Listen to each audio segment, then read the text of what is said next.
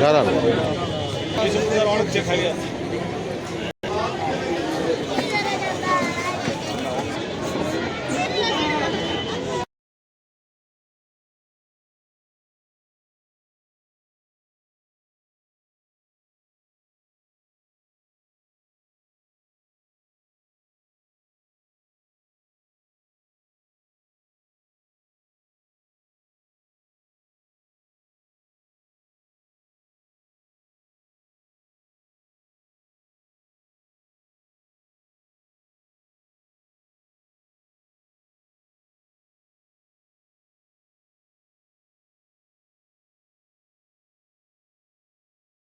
এখন আমাদের মাঝে বক্তব্য নিয়ে আসবেন বিএনপি নির্বাহী কমিটির সদস্য এবং জাজাজ আহ্বায়ক কমিটি জাজাজ নির্বাহী কমিটির আহ্বায়ক জনাব চিত্রনায়ক হেলাল খান।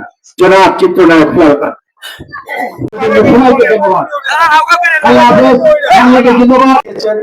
সে রাজনীতি হলো মানুষের জন্য রাজনীতি। আমরা যদি মারামারি কাটাকাটিতে লিপ্ত থাকি, কেউ আমাদের গালি দিয়ে তাকে যদি গালি দিত, আমরা তার মতোই হয়ে গেলাম। সেটাই শিখিয়েছেন। ওরা বলুক, ওরা করুক, আমরা সেটা করব না। আমরা আমাদের কাজের মধ্য দিয়ে প্রমাণ করব, তারা অনুতাপ করবে। বন্ধুগণ, সেই মহান নেত্রী জন্য আমরা প্রাণ ভরে দোয়া করবো, আল্লাহ তাআলা যেন তাকে বেহেশতের সর্বোচ্চ স্থান দান করেন, জান্নাতের ফেরদৌস নসিব করেন। এটাই হোক আমাদের আজকে সকলে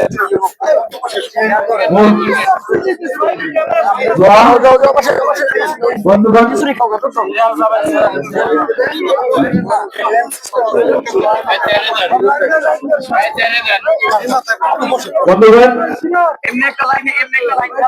সামনে নির্বাচন আসছে।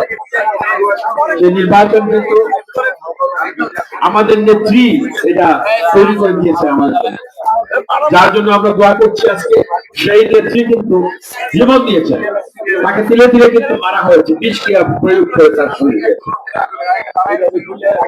এই জন্য তিনি স্বাধীনতা সার্বভৌমত্বের জন্য কথা বলতেন, এই অধিকারের জন্য কথা বলতেন। এই যে নির্বাচন আসছে, এই নির্বাচনের কিন্তু তিনি কথা বলেছিলেন এবং